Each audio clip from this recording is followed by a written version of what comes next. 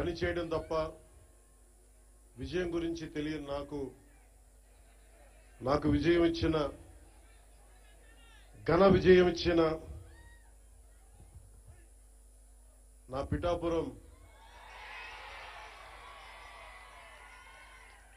అన్నదమ్ములకి, పెద్దలకి, ఆడపడుచులకి, అక్కచెల్లులకి, యువతకి, మహిళలకి పేరు పేరున ధన్యవాదాలు తెలుపుకుంటా ఉన్నాం.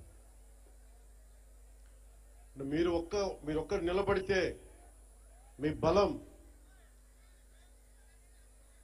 వైజాగ్లో, విశాఖపట్నంలో మీరు ఎలాంటి గెలుపునిచ్చారంటే 2,08,000 కోట్ల పెట్టుబడి రాష్ట్రానికి తెచ్చేలా చేశారు. అంత గొప్ప విజయం ఇచ్చారు. కేవలం నన్ను గెలిపించడం అంటే అది మన గెలుపు, నా గెలుపు కాదు, మన గెలుపు కాదు, రాష్ట్రం గెలుపు, తెలుగు ప్రజల గెలుపు, ఆంధ్ర ఆత్మగౌరవం.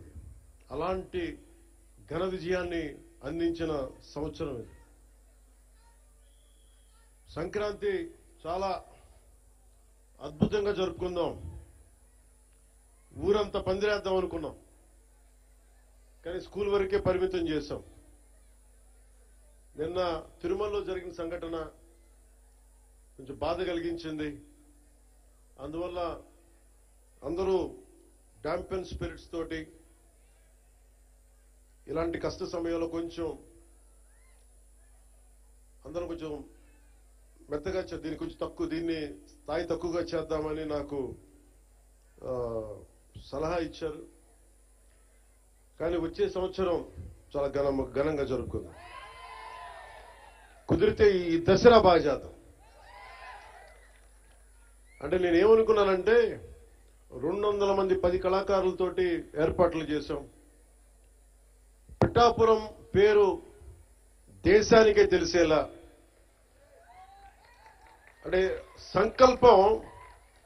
సంకల్పం ఎలాంటిదంటే నలిగిపోతున్న నాకు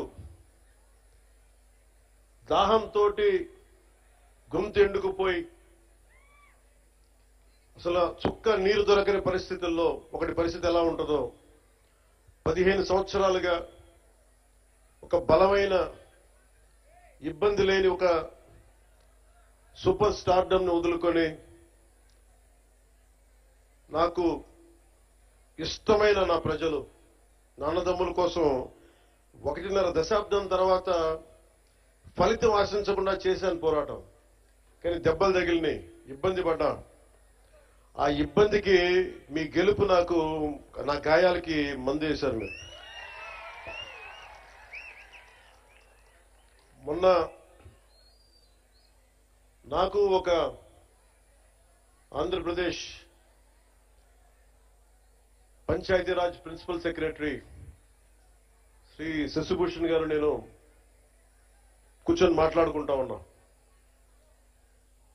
ఎందుకు పల్లె పండుగ కానీ, ఎందుకు ఈ గోకులాలు కానీ, ఈ రోడ్లు కానీ, పంచాయతీ రోడ్లు కానీ, పంచాయతీ నిధులు ఎందుకు మొత్తం 100% ప్రజలకు చెందేలా ఎందుకు పనిచేయాలని మాట్లాడుతూ, భవిష్యత్తులో జల్ జీవన్ మిషన్ ఎలా ఉండాలి, ఇలాంటి విధానాల మీద అన్ని మాట్లాడుతూ శశిభూషణ్ గారిని ఒకటే కోరాను. మేము 10 సంవత్సరాల పైన దశాబ్దంగా మాకు రాష్ట్రం లేకుండా పోయింది, రాజధాని లేకుండా పోయింది. అందుకని మేము కమిటెడ్ గా ఉన్నాం. మేము ఇలాంటి రాష్ట్రానికి నేను మీ నుంచి కోరుకుంది ఒకటే,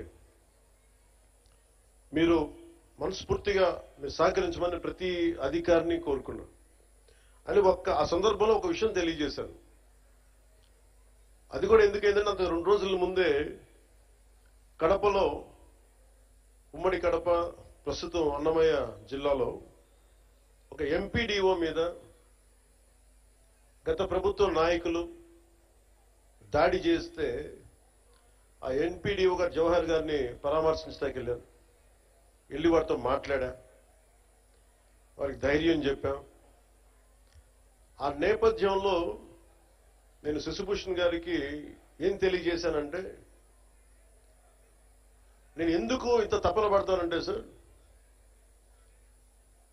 మా నాన్న నాకు అధికారులు అంటే మీరు నమ్ముతారో లేదో నాకు తెలియదు.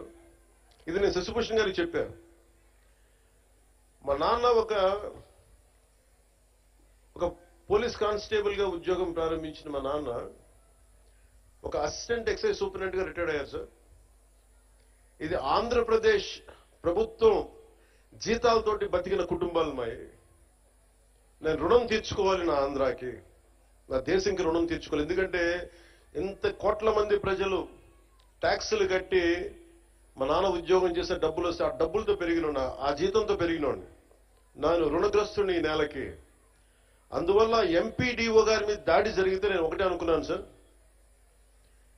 మా నాన్న ఒక ప్రభుత్వ ఉద్యోగి, మా నాన్న మీద దాడి జరిగితే ఒక కొడుకు ఎలా స్పందిస్తాడు, అలా స్పందించే సార్ ఎంపీడీఓ గారి మీద దాడి చేస్తే.